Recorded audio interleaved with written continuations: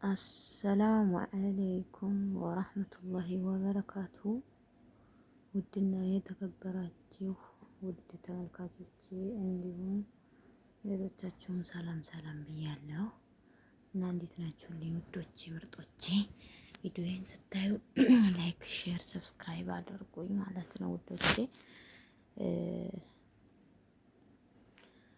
እናማ እኔ ዛሬ የማቀርብላችሁ የሚያሳዝንም የሚያስተምርም የህይወት ታሪክ ነው ማለት ነው። እና አንዷ ጓደኛዬ ከሳውዲ አረቢያ ስሟም መጥቀስ አያስፈልግም፣ እሷም አትፈልግም እንዲጠቀስና አስተማሪም ይሆናል ብለን ያሰብነውን የህይወት ታሪክ ነው የማቀርብላችሁ። በጣም እኔ በኩሌ በጣም እኔ እንጃ ምን እንደምላችሁ አላውቅም። እኛ ስደተኞች በሰው ሀገር የምንሰራ በተለይ ሴቶች ምን እንደምላችሁ አላውቅም፣ ወላሂ ከራሴ ጀምሮ ማለት ነው። እና ወደ ጉዳዩ ስገባ እሷ 9 ዓመት ሆነኝ ትልናለች ባለጉዳዩ። 9 ዓመት ሆነኝ ወደ ሀገር ሳትገባ ማለት ነው። ድፍን 9 ዓመት ስትቀመጥ ወደ ሀገር አልገባችም። ግን እናትም አባትም ሁሉም ቤተሰብ ነይ ይሏታል፣ ነይ ይሏታል። እሷም ከዛሬ ከነገ ድፍን 9 ዓመት አስቆጠረች ማለት ነው። ስታስቆጥር ኧረ ምን ሆነሽ ነው ወደ ሀገር የማትገቢው ስንላት፣ እንዴት ነው ነገሩ ስንላት፣ አይ ሰዎቹ እኮ ደሞዝ አልሰጡኝም፣ ደሞዝ ግማሽ ደሞዝ ይዘውብኛል፣ እንዴት ብዬ ልሂድ?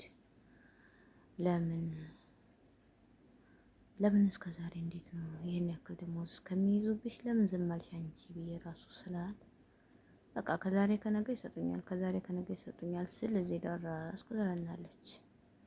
እና እኔ ደግሞ ምን ይቷል ዝም ብዬ ለእንትን እንደዚህ ላድርጌ ነው ቀይ እንዲሆን ያኔ እንዲስተካከል ፈልጌ ነው። እና አታቋርጪ ጓደኛዬ፣ አንቺ እየመጣሽ ምን ነው? እና ምን ልበላችሁ አቋርጠችኝ እና ጓደኛዬ እና ለምን አትሄጂም? ለምን ሳይከሰሱም በሚዲያ ምናምን መከሰስ አለባቸው ስላት፣ ምን እንደያዛት ግን አይታወቅም፣ አላውቅም፣ ምን እንደሆነች አላውቅም። ስለዚህ እኔ የሚያስተምር የምለው እህቶቼ በስደት ላይ የምትኖሩ ሁላችንም ከእኔ ጀምሮ ማለት ነው። እኔ እንኳ ከአንድ ወር 5 ቀን ስታልፍ እንዴት እንደመሆን ደሞዜ ማለት ነው። ኧረ ቀልደኛ። እንደው እኔ ወላሂ የምመክራችሁ ነገር ቢኖረኝ፣ እኔ ስንት ሰው አለው ያ አላህ ደሞዛችሁ ከ5 ቀን አለፈ ቢባል ማለት ግፋ ቢል አለፈ ቢባል ከ5 ቀን ማለፍ የለበትም። ከዛ በኋላ አንጭ በለው አልበዛ ሰራም። መዲያሞቹ እኮ ብር ስታጠራቅሙ ወላሂ እያጓጓቸዋል ለመስጠት አይፈልጉም። በቃ ወይ አሁን 21ኛው ክፍለ ዘመን ነው መክሰስ።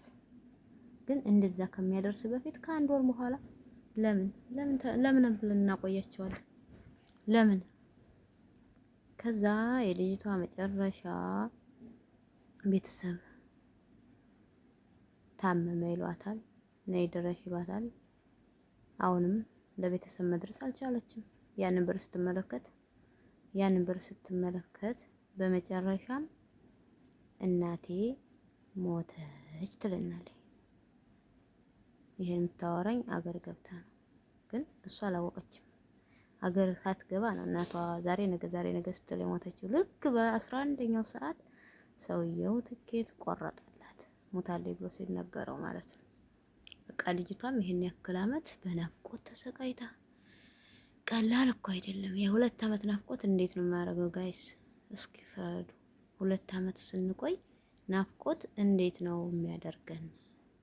ወላሂ ከባድ። ምን አለ ወደ ሀገር ገብተን የተሰራውን አይተን የምንሰራውን ማስተካክለን ፕሮግራማችንን ጽድት አድርገን መመለስ እኮ አለ። ችግር የለውም። እኛ ሴቶች እንዴ ሲጀመር አገር ስንገባም የሰራነውን ነገር ወለ ቤት ቢሰራ ምን ቢባል ብዙ ነገሮች ያለና ኧረ ከባድ ነው። ያ አላህ ይከብዳል። ምን ብዬ ልንገራችሁ ጋይስ፣ ወላሂ መማሪያ የሆነን አሁን እንደገና ልጅቷ ሰማይ ብትወጣ መሬት ብትቆፍር የት ትገኝ እናት? በናፍቆት እናትም በናፍቆት ተጠምታ ልጅም በናፍቆት ተርባ ሁለቱም ሳይገናኙ እንደዚህ ሆንኩ ትለናለች። ያረገችው ነገር የላትም። ገንዘቧንም ሳይሰጣት ጥላው ሄደች። እስኪ ጋይስ አስቡት እዚህ ጋር ህይወት እንዴት እንደሚበላሽ ማለት ነው። እና የኔ ምርጦችና ውዶች ያስተምራችኋል ብዬ አስባለሁ። ብዙ ስደት ላይ ለመቆየት አትወስኑ። ሄዱ፣ ወደ ሀገር ግቡ። ሀገር ገብታችሁ ሁሉ ነገር አይታችሁ የተሰራውን ያልተሰራውን ጥቅሙንም ጉዳቱንም ሁሉንም አመዛዝናችሁ መመለስ ትችላላችሁ። እና እንደዚህ ነው እላችኋለሁ። በጣም ይከብዳል፣ ያሳዝናልም፣ ያስተምራልም። እና እኔ እንደው አትሸወዱ ነው የምለው። ለሴቶች መሸወድ የለብንም በማንኛውም ነገር። እድሜ አለ፣ ቁሞ አይጠብቅም እድሜ። ትዳር መውለድ ያስፈልጋል ለሴት ልጅ። እንዴት ነው እኛ ነገር የስደተኞች ነገር? የወለደውን በናፍቆት ያልወለደውን ሳይወልድ በቃ ዛሬ ይችን ይዣት ነገ ይችን አርጊያት ከነገ ወዲያ ይችን በቃ መሬት ገዝቼ ከዛ ቤት ሰርቼ ከዛ የቤት እቃ እንዴ! እኛ ምንድን ነው ሁሉን ነገር እኛ የምናስበው? እንጃ እኛ ብቻ ህይወትን የምንገፋ አስመሰል ነው። ህይወት እኮ ያስፈልጋል፣ ትዳር ያስፈልጋል። እዚህ ጋር ትዳር ስንይዝ ደግሞ ባልየው ደግሞ የባልየው ድርሻ አለ፣ የኛ ድርሻ አለ። እኛ እኮ አሁን ድርሻችን እየተወጣን አይደለም። የድርሻችን ማለት ነው። ሴት የምታደርገው ነገር አለ፣ ወንድ የሚያደርገው ኃላፊነት ያለው አለ። አሁን ወለና ከናፍቆት አልሆን ብቻ ከባድ ነው፣ አስቸጋሪ ነው። ብቻ እኔ የምለው በስደት ላይ መቆየት የለብንም። ስደት ላይ አትቆዩ። ለእህቶቼ ነው ምክር። ስደት ላይ መቆየት አያስፈልግም። ቢያንስ ደረስ መለስ እያላችሁ በየ2 ዓመቱ መመላለስ እና እንደዚህ ነው ጥሩ። እኔ በመሰለኝ ማለት ለራሴም አልቆይም፣ እኔ ከ2 ዓመት በላይ አልቆይም። ለማንኛውም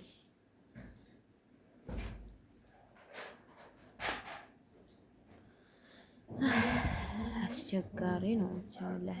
እኔ ልጅቷ አሳዘነችኝ፣ አስተከዘችኝ፣ አሳሰበችኝ። እንዴት እንደሆነች ልነግራችሁ አልችልም። ህይወት እኮ ህንጻ ብንገነባ ምንም ብንሰራ ምንም ብናረግ ካልተደሰስንበት ምንድነው ትርጉሙ ነው?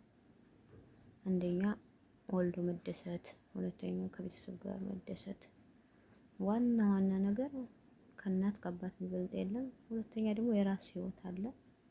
የራሳችንን ህይወት አስተካክለን እናትና አባቶቻችንን ማየት አለብን። ቤተሰብ ይከብዳል። እንደገና በኋላ ሰማይ ቢወጣ መሬት ቢወረድ እንደዚህ አላረኩት እንደዚህ አድርገው በነበር በሆነ ጸጸት ነው ማለት ነው። ልኩንስ ከመጸጸት ሰራ አድርገን የሆነውን ነገር አርገን ወደ ሀገር መግባት ባለው መብቃቃት። ኧረ እንትና ቤት ሰርታ እንትና እንደዚህ አርጋ እኔም እንደሷ ሳላደርግ እንዴ ቤቱን ሰርቼው የሆነ ቤቱን ጨረስኩት፣ የሆነ ነገር ቀርቶኛል፣ ፍሪጁን ሳልገዛ ቁም ሳጥኑን ሳላስተካክል ምናምን እንደዚህ ወጥቶ እንደዚህ ወርዶ ሲባል ህይወት አስቸጋሪ ናት። ህይወት እንዳሰብናት አይደለም። እኛ አላህ በፈቀደልን መልኩ እንጂ ብንኖር እኛ ባሰብነው ልክ አንኖርም። መቼም ቢሆን ማለት ነው። ሰው ባሰበው ልክ ኑሮ አያውቅም። እና ውድና የተከበራችሁ ተከታታዮቼ ሼር፣ ሰብስክራይብ፣ ላይክ በማድረግ ቪዲዮውን እዩልኝ ማለት ነው። እወዳችኋለሁ፣ አከብራችኋለሁ እና ያው እንግዲህ እንደተነጋገርነው በስደት ላይ መቆየት የለብንም። በቃ ይብቃ ይብቃ። ሴት ልጅነት በኋላ የመጨረሻ ጊዜያችን ሀዘንና ለቅሶ እንዳይሆንብን እፈራለሁኝ ለራሴ ማለት ነው።